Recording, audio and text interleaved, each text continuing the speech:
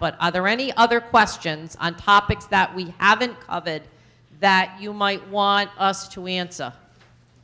I think, Mary Ann, I have one question. We're going to skip the vignettes.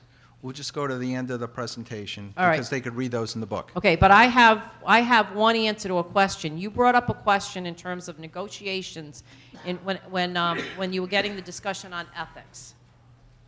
Do you remember that? And somebody asked some questions about who could serve on that committee if it were a staff member and they had a relative or something like that. Keep in mind, when you put a negotiating committee together, although your superintendent and members of your staff may be part of that negotiating committee, the decision as to what gets agreed to is the school committee members on it that agree to it. So even though there can be members, staff members on that negotiating committee, decisions are made by the school committee. They decide whether they can live or die by the decisions. So I'm not too concerned when you put a negotiating committee together who sits on that committee in addition to the superintendent. I wouldn't be too worried about who's related to whom and who knows whom, because as long as there's a couple of school committee members on that negotiating committee, they're the ones that are going to be driving the bus. You might need your finance director on your negotiating committee, even if her husband is a teacher in the district. But remember, that person is only giving you the data. They're not deciding on whether you're going to agree to something.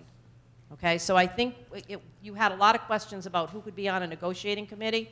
It's the school committee members that drive the bus. The other people that are on that committee are just there to give you the data that you need. So the superintendent needs to be there to let you know some issues in a contract. Your HR person might be there to have to give you some issues on HR, and your finance person is key. But it really doesn't matter if they're related to anybody, because they're not going to make the decision as to TAing something. It's going to be the school committee members sitting at that committee that are going to do that. Did you want to add, Joe Eva? Depends. When we have, for all of our negotiating committees, obviously if you are advertising it as a subcommittee, it's going to be a minority of the school committee. So if you have a 7-member committee, only 3 can sit on the negotiating. If you have more than 3 sitting there, if you have a majority sitting there, then we advertise it as a full committee meeting. It's all in the way we advertise. I mean, we don't want the majority at every negotiating session. It'd take us 10 years to negotiate a contract. But we want a minority. We advertise as a subcommittee, and we have less than a majority sitting with the administrators that sit there. Even those people at that meeting say there are 7 school committee people there, or are sitting in the back and not...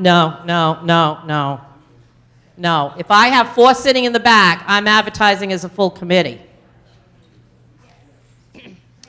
So I wanted to make a point as I was listening to Jason, who gave a wonderful presentation.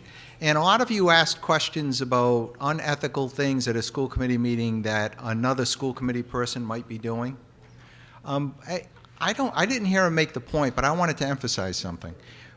The ethics rules apply to individuals on an individual basis, not the school committee. So what does that mean? That means you're not the ethics police of everybody else on the school committee. If you want to be nice and you want to mention to somebody, hey, they're voting on your wife's termination tonight, you might not want to be there. Okay, fair enough.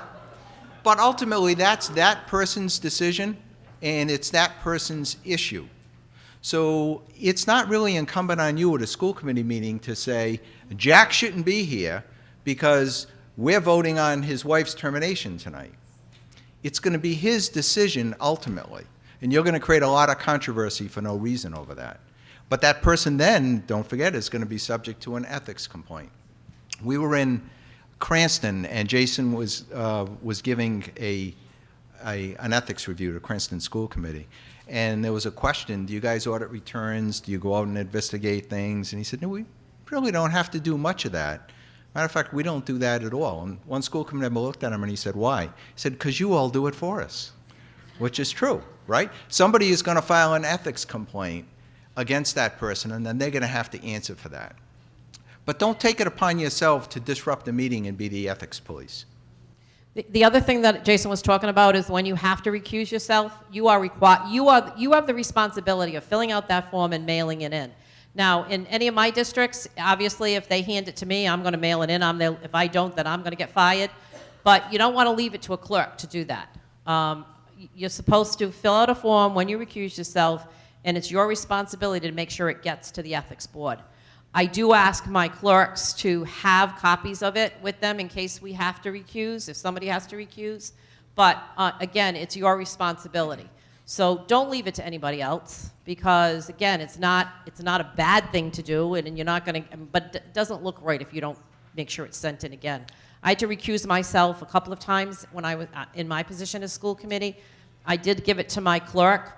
And then I called her the next day and say, have you mailed that in yet? I was like bugging her. She mailed it in and sent me a copy of what she mailed in. So, but it's just a good check. There's no reason to get in trouble if you don't need to. So again, that's important. And when in doubt, recuse yourself.